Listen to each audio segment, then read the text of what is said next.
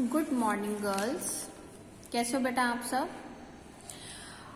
Girls जो मैंने आपको इससे पहले लेक्चर भेजा है उसमें मैंने आपको ये एग्जाम्पल कराया था, एग्जाम्पल नंबर 1। ठीक है, तो आई थिंक बेटा मेरा जो वो लेक्चर था उसकी जो लास्ट में वीडियो है ना वो फिर दोबारा से रुक गई थी, ट्रिम हो गई थी, तो इस वजह से आई थिंक फर्स्ट एग्जाम्पल का लास्ट का पार्ट शायद उस वीडियो में इंक्लूडेड नहीं होगा। ठीक है, तो बेटा मैं एक बार फिर से दोबारा से ये बता रही हूँ, 2 बार से ना मेरे वीडियोस में यही प्रॉब्लम हो रही है। पता नहीं किस वजह से वीडियो ना लास्ट में आकर रुक जाती है, वो कंटिन्यू नहीं हो रही थी, तो फर्स्ट एग्जाम्पल ना हाफ हो गया था। ठीक है, तो मैं दोबारा से ये आपको बता रही हूँ। तो देखो बेटा, कल मैंने आपको ऑर्डर, डिग्री और डिफरेंशियल इक्वेशन बताई थी, उसके ऊपर हम एग्जाम्पल कर रहे थे कि हमें यहाँ पर ये शो करना था कि हमारे जो इक्वेशन है, ये जो रिलेशन है, ये सॉल्यूशन होना चाहिए इस डिफरेंशियल इक्वेशन का। ये हमारी डिफरेंशियल इक्वेशन है ना, डिफरेंशियल इक्वेशन क्यों है? क्योंकि यहाँ पर हमारे पास क्या है, डेरिवेटिव्स हैं। ठीक है, तो हमने कैसे किया था, सबसे पहले मैंने इक्वेशन ले ली थी जो मुझे डिफरेंशियल इक्वेशन क्वेश्चन में गिवन है, उसको मैंने इक्वेशन नंबर 1 लिया था। फिर मैंने सेकंड इक्वेशन ली थी जो मुझे रिलेशन गिवन था क्वेश्चन में, तो जो सेकंड इक्वेशन मैंने ली थी पहले मैंने उसकी डिफरेंशिएशन की थी विद रिस्पेक्ट टू एक्स, और डिफरेंशिएट करके मैंने dy/dx की वैल्यू को फाइंड आउट किया था। ठीक है, उसके बाद मैंने क्या किया था, लास्ट में जो वैल्यू थी मेरी dy/dx की और y की, इनके वैल्यूज को मैंने फर्स्ट इक्वेशन में पुट किया था। आपकी फर्स्ट इक्वेशन कौन सी थी, ये वाली। ठीक है ना, तो इस फर्स्ट इक्वेशन में आपने क्या करना था, वैल्यूज पुट करनी थी, एक तो dy/dx की और y की वैल्यू। y की वैल्यू मैंने आपको समझा दी थी। y की वैल्यू बेटा हम कहाँ से निकाल रहे हैं, जो हमें यहाँ पर रिलेशन गिवन है, ये रिलेशन गिवन है ना, x² + 4y = 0, तो इस वाली रिलेशन से हम y की वैल्यू निकालेंगे। कैसे निकालेंगे, देखो x² है ना, x² को हम राइट हैंड साइड ले जाएंगे, तो ये प्लस का था तो इधर आकर नेगेटिव हो जाएगा, तो y की वैल्यू क्या आ गई थी, -x²/4। तो हम इस रिलेशन से अपनी y की वैल्यू को फाइंड आउट करके इसमें पुट करेंगे। ठीक है ना, तो यहाँ y की प्लेस पर मैंने उसकी वैल्यू पुट की थी और फिर हमने इसको सॉल्व किया था। सॉल्व करेंगे, सॉल्व करने के बाद मैंने यहाँ पर इसका एलसीएम लिया, एलसीएम लेकर मेरे पास क्या आ गई थी, ये वाली इक्वेशन। अब इस इक्वेशन को मैंने सॉल्व किया तो हमारे पास 2x² - 2x² आया था विच इज इक्वल्स टू 0। ये दोनों कैंसिल हो जाएंगे तो मेरे पास क्या आ गया, 0। यानी कि जब मैं रिलेशन की वैल्यू को डिफरेंशिएट करके अपनी डिफरेंशियल इक्वेशन में पुट करी हूं तो मेरे पास left hand side equals to right hand side आ गई, यानी कि वो हमारा ट्रू हो गया। इसका मतलब इक्वेशन नंबर 2 मेरी क्या हो गई, सॉल्यूशन हो गया इक्वेशन नंबर 1 का। ठीक है, चलिए तो बेटा इस तरीके से आपको क्या करने हैं, इस चैप्टर के एग्जाम्पल्स, इस चैप्टर के क्वेश्चंस को सॉल्व करना है। क्लियर है? चलिए तो अब देखो नेक्स्ट एग्जाम्पल करते हैं। बेटा मैं काम करती हूँ, आपको एक बार थोड़ा ओवरव्यू दे देती हूँ। मैंने आपको फर्स्ट एग्जाम्पल कराया है, अब ये जो सेकंड एग्जाम्पल है ये आपको खुद ट्राई करना है। Prove that y = a cos x + b sin x is the solution of the differential equation of this. इसमें आपको क्या प्रूव करना है कि ये वाला रिलेशन जो है आपका वो सॉल्यूशन होना चाहिए आपकी इस वाली डिफरेंशियल इक्वेशन का।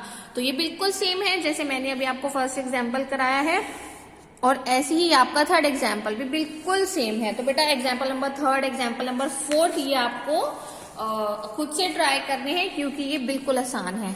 ठीक है, इसके बाद आता है फिफ्थ एग्जाम्पल। मैं आज आपको फिफ्थ एग्जाम्पल करा रही हूँ। Find the differential equation of the family of the curves this equation where h and k are the arbitrary constant. देखो इसमें मुझे क्या करना है, अपने डिफरेंशियल इक्वेशन को फाइंड आउट करना है। इसमें मुझे डिफरेंशियल इक्वेशन नहीं दी हुई। ठीक है, तो हमें डिफरेंशियल इक्वेशन को फाइंड आउट करना है। किससे फाइंड आउट करना है, जो हमें फैमिली ऑफ कर्व्स की इक्वेशन दी हुई है, और इस इक्वेशन में जो h और k है वो आपके क्या है, एक आर्बिट्रेरी कांस्टेंट है। ठीक है, और बेटा ये जो क्वेश्चन है ना आपका इस फॉर्म में भी पेपर में आपसे पूछा जा सकता है कि find the differential equation of all the circles of radius a। तो अगर इस अकॉर्डिंगली आपका पेपर में क्वेश्चन आता है ना बेटा, तो आपको ये कर्व की इक्वेशन याद करनी पड़ेगी, क्योंकि एग्जाम में ये नहीं आएगा। तो ये आपको याद होना चाहिए कि सर्कल्स ऑफ रेडियस a के लिए मेरे पास इक्वेशन क्या होती है। समझ आ रही है बात? तो ये इक्वेशन आपको याद करके रखनी है अगर इस फॉर्म में आपका क्वेश्चन आ जाता है तो। चलिए अब मैं इस क्वेश्चन का सॉल्यूशन आपको समझा रही हूँ, इसका सॉल्यूशन स्टार्ट करते हैं। सबसे पहले मैं क्या करूंगी, मुझे जो इक्वेशन गिवन है यानी कि जो मुझे रिलेशन गिवन है मैं वो ले रही हूं। The given equation is x minus h whole square plus y minus k whole square equals to a square. This is your equation number 1 और ये आपको इक्वेशन क्वेश्चन में गिवन है। अब हम क्या करेंगे, देखो मुझे डिफरेंशियल इक्वेशन फाइंड आउट करनी है ना, तो बेटा जब भी हमें डिफरेंशियल इक्वेशन फाइंड आउट करनी होगी तो आप क्या करोगे, जो भी रिलेशन दिया होगा उसकी डिफरेंशिएशन करनी होगी। ठीक है, चलो तो डिफरेंशिएट करते हैं। सबसे पहले आपको उसको डिफरेंशिएट करना है विद रिस्पेक्ट टू एक्स।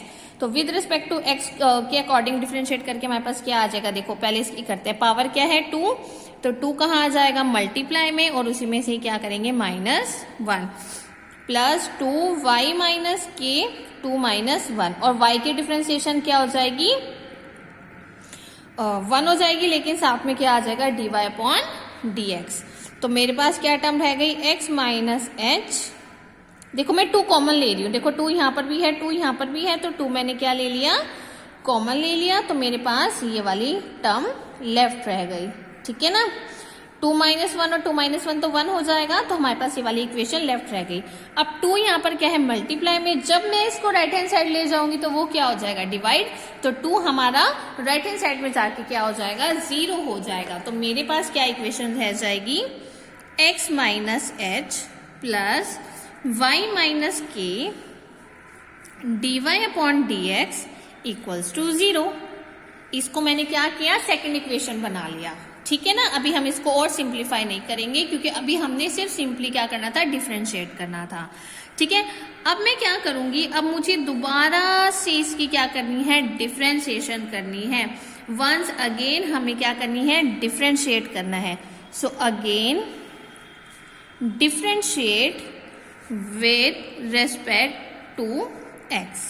ठीक है, मैं ऐसा क्यों कर रही हूं, है ना, मुझे पेपर में कैसे पता चलेगा कि मुझे इक्वेशन को 2 बार डिफरेंशिएट करना है, क्योंकि ऐसा कोई रूल तो नहीं है ना। तो बेटा हम क्या करते हैं, हम ये चेक करते हैं कि हमारी इक्वेशन में कांस्टेंट वैल्यूज कितनी है। देखो मेरे पास कांस्टेंट वैल्यूज 2 है ना, एक h है और एक k है। ठीक है ना, तो हम क्या करते हैं, अगर 2 कांस्टेंट वैल्यूज होती हैं तो हम बेसिकली 2 टाइम्स उसको डिफरेंशिएट करते हैं। ठीक है ना, तो इस अकॉर्डिंगली हम अपने क्वेश्चंस को सॉल्व करते हैं, क्योंकि हमें अपनी डिफरेंशियल इक्वेशन फाइंड आउट करनी है। तो इसमें बेटा आप कोई भी मेथड अप्लाई कर सकते हो, मतलब आप एलिमिनेट कर सकते हो और आप डिफरेंशिएट कर सकते हो, और डिफरेंशिएट आप 2 टाइम्स करके अपने डिफरेंशियल इक्वेशन को फाइंड आउट कर सकते हो। ठीक है, तो चलिए अब आपको क्या करनी है, इसकी डिफरेंशिएशन करनी है। x माइनस एच, एक्स की डिफरेंशिएशन क्या होती है 1 और h की क्या हो जाएगी 0, तो लिखने की जरूरत ही नहीं है। अब देखो ये भी आपका एक फंक्शन है, ये भी आपका एक फंक्शन है, इसमें u इंटू वी लगाएंगे। ठीक है, so u as it is v की डिफरेंशिएशन। अब v आपका क्या है dy अपॉन dx। जब मैं dy अपॉन dx की डिफरेंशिएशन करूंगी तो मेरे पास क्या आ जाएगा d2y ओवर dx स्क्वायर, क्योंकि अगर ये फर्स्ट ऑर्डर में है और फर्स्ट ऑर्डर की हम डिफरेंशिएशन करते हैं तो वो किस में चल जाती है सेकेंड ऑर्डर में, और इसका सेकेंड ऑर्डर क्या है d2y ओवर dx स्क्वायर। अब v as it is u की डिफरेंशिएशन, u की डिफरेंशिएशन क्या होगी, y की क्या होती है 1 और k की क्या हो जाएगी 0। तो 0 लिखने की जरूरत नहीं है, 1 भी लिखने की जरूरत नहीं है, लेकिन साथ में क्या आ जाएगा dy अपॉन dx, क्योंकि जब भी हम y के डिफरेंशिएशन करते हैं तो साथ में हम क्या लगाते हैं dy अपॉन dx लगाते हैं। ठीक है, चलिए तो अब मेरे पास क्या टर्म लेफ्ट रह गई 1 प्लस y माइनस के d2y upon dx square plus, अब देखो दोनों सेम टर्म्स है ना, तो इनको क्या मैं ऐसे लिख सकती हूँ होल स्क्वायर इक्वल्स टू 0। ठीक है, चलो अब मैं क्या करती हूँ, इस वाली टर्म को यहीं पर छोड़कर बाकी सारी टर्म को हम कहाँ लेकर जाएंगे, राइट हैंड साइड में लेकर जाएंगे। ठीक है, तो क्या हो जाएगा, देखो प्लस है ना यहाँ पे 1, तो उधर जाकर क्या हो जाएगा -1, ये भी प्लस में है तो उधर जाकर क्या हो जाएगा माइनस में। ठीक है, चलो अब एक काम करते हैं, क्रॉस मल्टीप्लाई कर लेते हैं, ठीक है। तो मुझे यहाँ पर किसकी वैल्यू निकालनी है, y माइनस के की वैल्यू निकालनी है। तो मेरे पास y माइनस के की वैल्यू क्या आ गई है, ये वाली, ठीक है। क्रॉस मल्टीप्लाई करेंगे तो ये यहाँ मल्टीप्लाई में है, तो इधर कहाँ आ जाएगा, डिवाइड में। तो बेटा ये आपके पास क्या आ गई है, एक इक्वेशन। इसको हम थर्ड इक्वेशन बना लेते हैं, ठीक है। चलो अब हम क्या कर रहे हैं, जो मैंने y माइनस के की वैल्यू को निकाला है ना, इसको सब्स्टिट्यूट करते हैं। Substitute the value of y minus के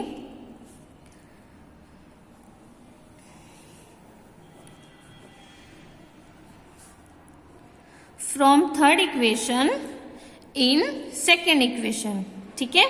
तो आपने सिंपली क्या करना है, थर्ड इक्वेशन में जो आपने y माइनस के की वैल्यू को निकाला है उसको आपको किस में पुट करना है, इक्वेशन नंबर 2 में पुट करना है। तो पहले मैं इक्वेशन नंबर 2 लिख रही हूं, उसके बाद हम वैल्यू को पुट करेंगे, ठीक है। तो देखो ये थी ना आपकी इक्वेशन नंबर 2। इस इक्वेशन में यहाँ पे y माइनस के प्लेस पर मैं वैल्यू पुट करी हूं जो अभी हमने ऊपर निकाली है। तो ये मेरे पास होगा -1 minus dy upon dx whole square upon d2y over dx square और मल्टीप्लाई में dy upon dx equals to 0। देखो ये वाला dy अपॉन dx तो बेटा as it is y minus k की मैंने यहाँ पे क्या की, वैल्यू पुट कर दी, ठीक है। अब बस आपको क्या करना है, यहाँ पर ये वाला जो x माइनस एच है ना, x माइनस एच को एज इट इज रखो, बाकी सारे टर्म को उधर ले जाओ। तो ये हमारे पास क्या हो जाएगा, देखो ये जो मेरे पास सारी की सारी टर्म है, वैसे तो यहाँ पे प्लस में, उधर जाके क्या हो जाएगी, माइनस में। तो मेरे पास आ गई है -1 minus dy upon dx whole square divided by d2y over dx square into dy upon dx। ये वाला dy अपॉन dx ये रहा, ठीक है, क्लियर है। तो ये मेरे पास किसकी वैल्यू आ गई है, x माइनस एच की। अब यहाँ पे ध्यान से देखो, यहाँ बाहर माइनस का साइन है ना, तो बाहर माइनस का साइन होता है तो अंदर का साइन हम क्या कर देते हैं, चेंज। तो माइनस माइनस क्या हो जाएगा, प्लस। तो मैं ये इसी स्टेप में कर रही हूँ बेटा, तो माइनस माइनस प्लस और ये भी माइनस माइनस प्लस। तो अब मेरे पास x माइनस एच की ये वाली वैल्यू आ गई है, ठीक है। तो देखो अब मुझे x माइनस एच की भी वैल्यू मिल गई, मुझे y माइनस के की वैल्यू भी मिल गई है। तो अब हम क्या करेंगे, दोनों की वैल्यू को पुट करेंगे। Now putting the value of x minus H and y minus के, आपने दोनों वैल्यूज निकाल ली है ना, तो हम इसको किस में पुट कर रहे हैं, in equation number 1। Then we have equation number 1 आपकी क्या थी, x माइनस एच का whole square plus y minus k का whole square equals to a square. तो मैंने यहाँ पर इसकी वैल्यू भी निकाल ली है, इसकी वैल्यू भी फाइंड आउट कर ली है। तो अब हम इनकी वैल्यूज को यहाँ पर पुट कर रहे हैं, ठीक है। तो ये है मेरी वैल्यूज,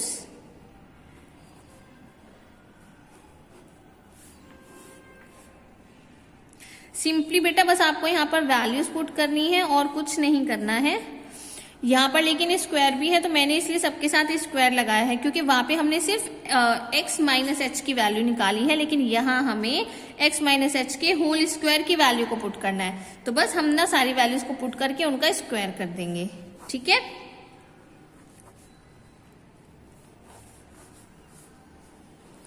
देखो a square as it is, y minus k whole square की वैल्यू पुट की, x माइनस एच के होल स्क्वायर की वैल्यू मैंने यहाँ पर पुट कर दी। अब बस हमें लास्ट क्या करना है, इसको सिंप्लीफाई करना है। कैसे सिंप्लीफाई करेंगे, इसका एलसीएम ले लेते हैं। एलसीएम लेकर क्या आ जाएगा, d2y ओवर dx स्क्वायर का होल स्क्वायर। मैंने ये क्या ले लिया, एलसीएम ले लिया। तो मेरे पास यहाँ पर आ जाएगा 1 प्लस dy अपॉन dx का होल स्क्वायर का whole square, dy upon dx का whole square plus 1 plus dy upon dx का होल स्क्वायर का भी whole square equals to a square. अब हम यहाँ पे क्रॉस मल्टीप्लाई करेंगे तो हमारे पास क्या टर्म लेफ्ट रह जाएगी, ये वाली इसके साथ मल्टीप्लाई हो जाएगी, तो मुझे इक्वेशन मिल जाएगी ये वाली।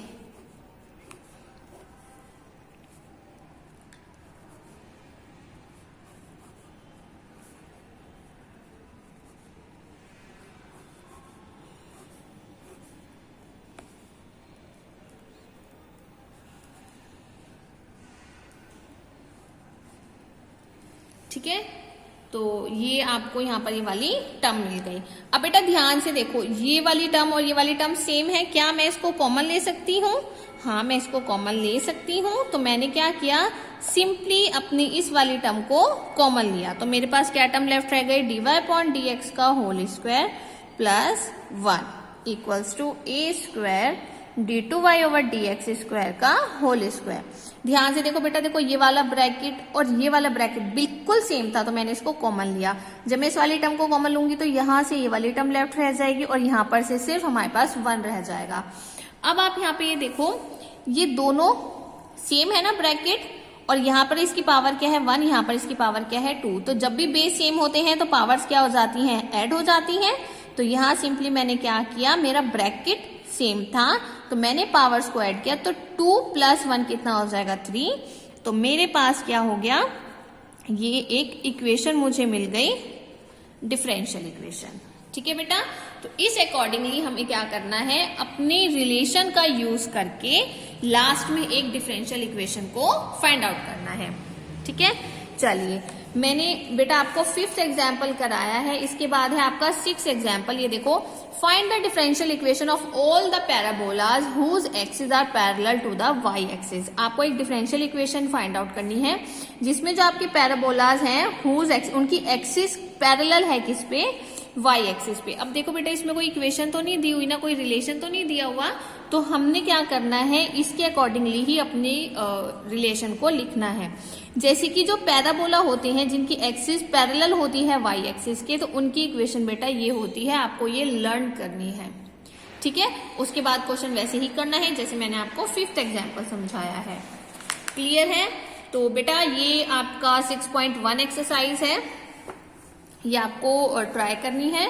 देखो फर्स्ट क्वेश्चन में तो सिर्फ आपको ऑर्डर और डिग्री फाइंड आउट करना है। सेकंड क्वेश्चन में आपको सॉल्यूशन चेक करना है।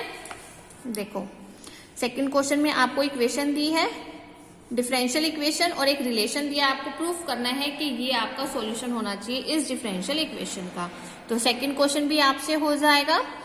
उसके बाद बेटा 3 to 11 जो आपके ये सारे क्वेश्चंस है ना, इन क्वेश्चंस को आपको वैसे ही करना है जैसे मैंने आपको 5th एग्जाम्पल करवाया है। तो इसमें बेटा कुछ क्वेश्चंस में तो रिलेशन दिया होगा, लेकिन कुछ क्वेश्चन में रिलेशन नहीं दिया होगा। तो जिसमें रिलेशन नहीं दिया होगा आपको सिंपली क्या दिया होगा, देखो जैसे ये वाला क्वेश्चन है ना, find the differential equation of all the circle in x y plane. तो बेटा आपको ना circle in x y plane की इक्वेशन पता होनी चाहिए। ठीक है ना, तो ये पेपर में ऐसे ही आएगा। तो जिनकी इक्वेशन नहीं दी होंगी, जिनके रिलेशंस नहीं दिए होंगे, वो हम इनके अकॉर्डिंगली उनके इक्वेशंस को लिखेंगे। तो ये आपको याद करना है। ठीक है, तो किसी अगर क्वेश्चन की इक्वेशन आपको ना पता हो तो वो आप उससे पूछ सकते हो। क्लियर है? चलिए, तो बेटा ये थी आपकी 6.1 एक्सरसाइज। अब हम करते हैं 6.2। 6.2 तो बहुत छोटी सी एक्सरसाइज है आपके, बहुत इजीएस्ट है। तो ये मैं आपको बुक में से बता रही हूँ। इसमें एग्जाम्पल सिर्फ एक है और एक्सरसाइज में ओनली 3 या 4 ही क्वेश्चन हैं। ठीक है, देखो 6.2 में क्या है आपके पास, first topic number of arbitrary constant. हमारे पास कितनी आर्बिट्रेरी कांस्टेंट है? ठीक है ना, जैसे फॉर एग्जाम्पल देखो, कंसिडर द फॉलोइंग एग्जाम्पल। मैंने एक एग्जाम्पल लिया, क्या एग्जाम्पल लिया कि मेरे पास y की टर्म क्या दी हुई है, ae⁻² प्लस be⁻²x। तो यहाँ पर कैपिटल A और कैपिटल B ये मेरी कांस्टेंट वैल्यूज हैं, तो मुझे कैपिटल A और कैपिटल B को क्या करना है, एलिमिनेट करना है अपनी इक्वेशन में से। तो अगर आपको कभी इस टाइप के क्वेश्चंस आते हैं जिसमें आर्बिट्रेरी कांस्टेंट हो, तो उनको हम एलिमिनेट कैसे करते हैं, सिंपली आप पहले इक्वेशन को क्या करोगे, differentiate 1 time, then again differentiate 2nd time. इस पूरी इक्वेशन को हमने सॉल्व किया, सिंप्लीफाई किया, तो मेरे पास वो किसके इक्वल आ गई, 4y के। तो सिंपली आपके पास ये वाली टर्म क्या आ गई, इसकी वैल्यू आ गई। बेटा ये आपको ना करना नहीं है, ये सिर्फ मैं आपको एक मेथड बता रही हूं कि अगर कोई भी आपके पास फंक्शन आता है जिसमें 2 कांस्टेंट वैल्यूज हैं, तो उनको हमें कैसे सॉल्व करना होता है, कैसे उनको एलिमिनेट करना होता है। आपको इन क्वेश्चंस में सिर्फ ये देखना है कि मैं कैपिटल A और कैपिटल B को अपनी डिफरेंशियल इक्वेशन में से एलिमिनेट कर दूं। एलिमिनेट मतलब हमें उसको खत्म करना होता है अपनी इक्वेशन में से। ठीक है, तो हम एक ये मेथड भी फॉलो कर सकते हैं। दूसरा, अगर आपके पास कोई जैसे यहाँ पर y equals to m x plus c आपको एक रिलेशन दिया है जिसमें आपके पास m और c क्या है, कॉन्स्टेंट वैल्यू है, तब हम इसमें से इसको एलिमिनेट कैसे करेंगे m और c को। सबसे पहले आप इसको डिफरेंशिएट करो x के रेस्पेक्ट में, फिर दोबारा से डिफरेंशिएट करो, तो देखो हो गया ना एलिमिनेट। यहाँ ना m है ना यहाँ पर c है, तो जो मुझे डिफरेंशियल इक्वेशन मिलेगी उसमें m और c नहीं होने चाहिए। ये हमें यहाँ पर सेकेंड एक्सरसाइज में करना है कि कोई भी रिलेशन अगर हमें गिवन है तो उसमें से हम अपनी कांस्टेंट वैल्यूज को एलिमिनेट कैसे करें। तो आप इन दोनों के अकॉर्डिंगली भी कर सकते हो, ठीक है। तो ये मैंने बुक में से इसलिए बताया बेटा क्योंकि इसके सिर्फ स्टेप्स हमने फॉलो करने हैं, इसलिए। इसके बाद आता है geometrical meaning of the differential equation. Geometrical meaning क्या होता है हमारा डिफरेंशियल इक्वेशन का, देखो geometrical meaning of the differential equation, जैसे dy अपॉन dx हमारा इक्वल है किसी फंक्शन के of first order and the first degree, तो उसमें क्या होता है बेटा कि as we know that dy upon dx is the slope of the tangent to a curve at a point of x and y, कि अगर मेरे पास कोई भी एक डिफरेंशिएशन है उसका जो स्लोप होगा टेंजेंट का वो एक पॉइंट पर होगा, ठीक है। देखो जैसे यहाँ पर मेरे पास क्या है, एक कर्व है, इस कर्व से हमारी एक लाइन पास कर रही है, देखो ये लाइन हमारी यहाँ पर मीट कर रही है, तो ऐसे अगर किसी कर्व से हमारी लाइन पास होती है तो वो हमारा एक टेंजेंट बनाती है। तो इस पॉइंट को मैंने क्या मान लिया, x1 y1, तो वो कह रहे हैं कि जो मेरा x1 y1 है वो मेरा कोई भी एक पॉइंट है xy प्लेन पर। So putting the coordinate of this point in equation number 1 then we get the value of dy upon dx at x1 y1, कि अगर मैं अपने कोऑर्डिनेट्स को पुट करती हूँ अपनी फर्स्ट इक्वेशन में तो मेरे पास वैल्यू आ जाएगी dy अपॉन dx की x1 y1 पे, जिसको मैं m1 मान लूंगी, वो मेरा क्या हो जाएगा, स्लोप हो जाएगा हमारे टेंजेंट का, ठीक है। ऐसे ही दोबारा से मैं क्या करूंगी, फिर मैं एक और पॉइंट निकालूंगी x2 y2, उसका स्लोप मेरा क्या हो जाएगा, m2 हो जाएगा। ऐसे ही मैं एक और निकालूंगी x3 y3, उसका स्लोप क्या हो जाएगा, m3 हो जाएगा। तो इस अकॉर्डिंगली हम अप टू सोन तक इसमें चलते रहेंगे। तो वो हमें कह रहा है since x1 y1 is any point in the xy plane through every point in the plane there will pass a particular curve, कि ऐसे ही xy प्लेन में हमारे पास कोई भी जो पॉइंट होगा वो पास करता रहेगा किसी भी एक पर्टिकुलर कर्व पे। So for every point of which x y dy upon dx will satisfy the equation number 1। तो हमारे पास ये क्या करेगा, ये सारे पॉइंट हमारी इस इक्वेशन को क्या करेंगे बेटा, सेटिस्फाई करेंगे, ठीक है। फिर आता है आपका geometrical meaning of the complete solution of the differential equation. ये वाला बेटा आप लोगों को पढ़ना है, ये थ्योरी वाला, इसमें कुछ एक्स्ट्रा नहीं है, और अगर किसी को समझ नहीं आता है तो वो आपने मुझसे पूछना है, ठीक है ना।